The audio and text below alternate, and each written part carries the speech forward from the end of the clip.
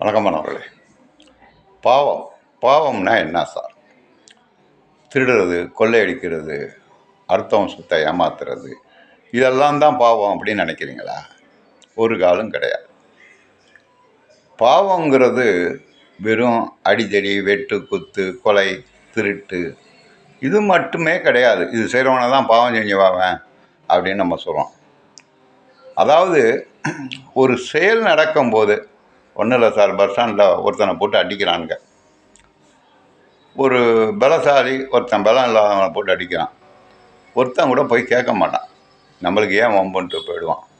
ஒரு தீய செயல் நடக்கும்போது அதை கண்டும் காணாமல் இருப்பதும் பாவம்தான். இதுக்கு உதாரணம் பீஷ்மர். பீஷ்மர் அர்ஜுன அம்பு போட்டான், பல அம்பு போட்டான், அவன் சாகவே இல்லை. ஒரு 15 நாள் அந்த மரண வழியில் துடித்தான். கடைசியில் ஒரு இலையில படுக்க வச்சு தான் அவன் உயிர் போணுச்சு.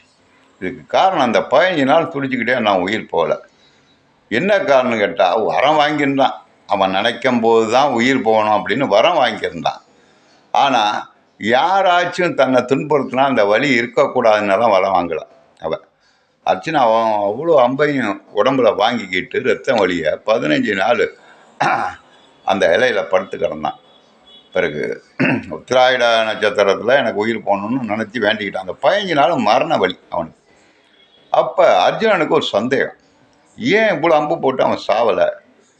அவங்க அப்பன் சந்தனக்கிட்ட வரம் வாங்கியிருக்கான், அவன் நினைக்கும் போது தான் உயிர் போகணுன்னு. சரி, இப்போ நினச்சா உயிர் போகணும், வேண்ட வேண்டியதானே, இவ்வளோ வலியோடு ஏன் படுத்திருக்கான்? அந்த பாதிப்பு செய்த வினை. என்னடா வினை செஞ்சான்னா, பாஞ்சாலிக திரௌபதி துயில் உரிக்கும் போது பார்த்துக்கிட்டு இருந்தான். இவன் நினச்சா தடுத்து இருக்கலாம், பீஷ்மர் நினச்சா தடுக்கலை, செஞ்சோற்றுக்கடன். அதான் வள்ளுவர் சொன்னார், எந்நன்றி கொண்டார்க்கும் உய்வுண்டாம், உய்வில்லை செய் நன்றி கொண்ட மகன்.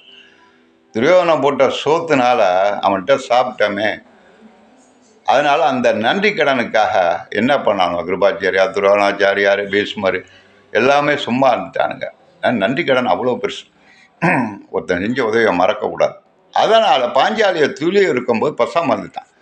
நன்றி கடன் ஒரு சைடு இருந்தாலும் அடுத்த தவறு நடக்கும்போது கண்ணுக்கு எதிர அதை கண்டுக்காமல் இருந்தால் மிகப்பெரிய பாவம் அப்படிங்கிறாரு கிருஷ்ண பரமாத்மா. அதனால தான் அந்த 15 நாளும் உன் வலி அம்பு போட்டதுனால அர்ஜுனன் வலியோடையே படுத்துக்கிடந்தான். 15 நாள் தான் பிறகு உத்திராட நட்சத்திரத்தில் உயிர் போணுச்சு. நான் சொல்கிறது புரியுங்களா? ஒரு தீய செயல் நடக்கும்போது அதை கண்டும் காணாமல் எவன் செய்த இருந்தாலும் சும்மா இருந்தாலும் அதுவும் பாவ செயல் லிஸ்ட்டில் சேரும். உடனே திருடவன் தான் பாவம் செஞ்சவன், அடுத்தவனை கொலை பண்ணால் பாவம் செஞ்சவனும் கிடையாது. நம்மளை